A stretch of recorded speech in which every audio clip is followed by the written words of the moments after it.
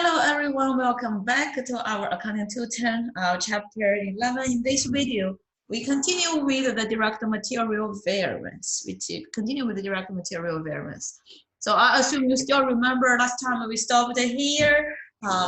We talked about how do we break the flexible budget variance to two parts, price variance and quantity variance, right? And then I said we will talk about the interpretation in this video. Before we do that, I want to kind of do a magic show with you, right? So we said price variance, we got 16,000 favorable, quantity variance 7,500 unfavorable. If you add those two, 16,000 favorable minus 7,500 unfavorable, what number do you get? You get 8,500 favorable, right? Does this number look familiar? You said, oh yeah, this number looks familiar because that's our flexible budget variance. That's our flexible budget variance, 8,500 favorable. So basically, we break flexible budget variance to two parts. One is a price variance, one is a quantity variance. So why we name them as price variance and quantity variance? You know, English is not my first language, you know, it's really hard for me to learn English, but sometimes I think, hey, the name, English name, it makes a lot of sense. So let's look at why we call it the price variance. Your actual cost is your actual quantity times the actual price, 1.4. Actual quantity times standard price is actual quantity times standard price. So our quantity is the same, right? They are always 160,000 pounds. They are always 160,000 pounds. The only difference why there is a variance. What's the meaning of variance? Variance means just a difference. Why we have a difference? Because our standard cost is 1.5 for 1 pound. Our standard cost is 1.5 for 1 pound. But our actual is $1.4 for 1 pound. So the difference is because of the price. So we call it a price variance. It's basically because of the price. How do we interpret?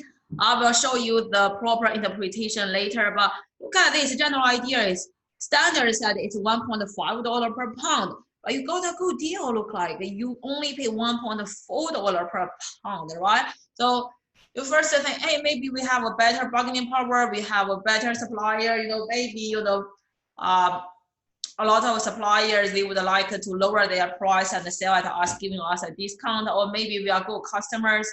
Those are the positive things, but always think about other possibilities. We got a cheaper price, maybe because it's also possible because the quality may be lower, possible, right? So you don't always say, oh, favorable is always good.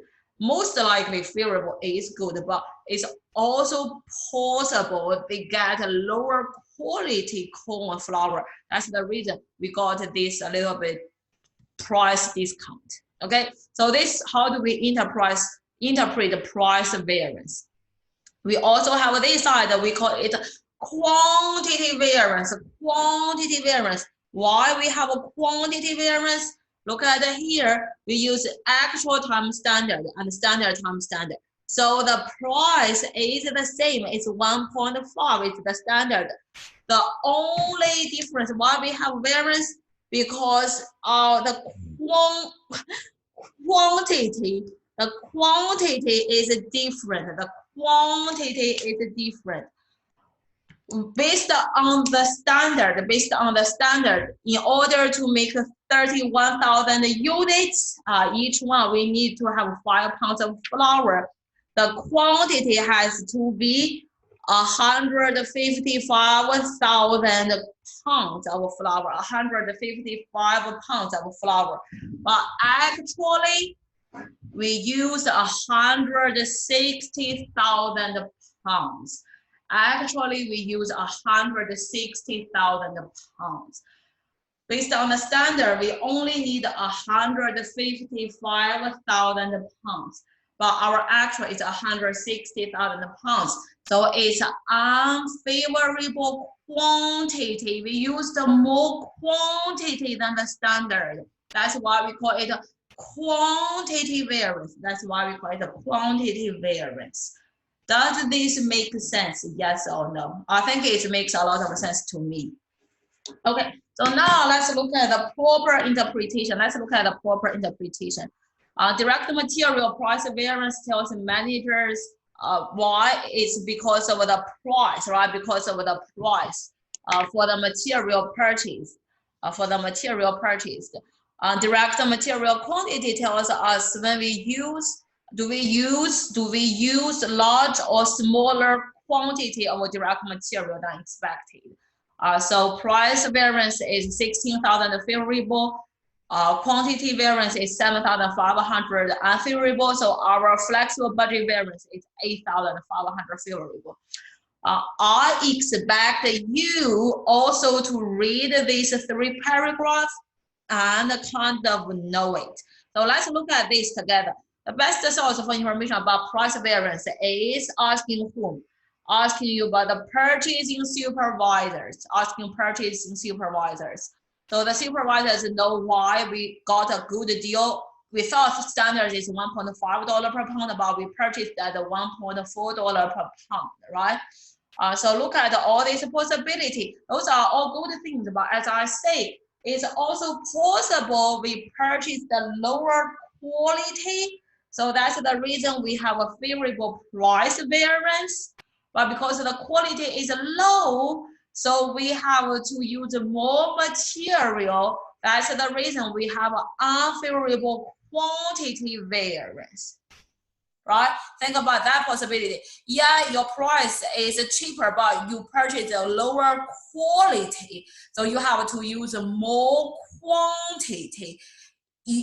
If you purchase a good quality, you just need 155,000 pounds, but you actually use 160,000 pounds. So maybe because of the lower quality, give you more quantity to use. Okay.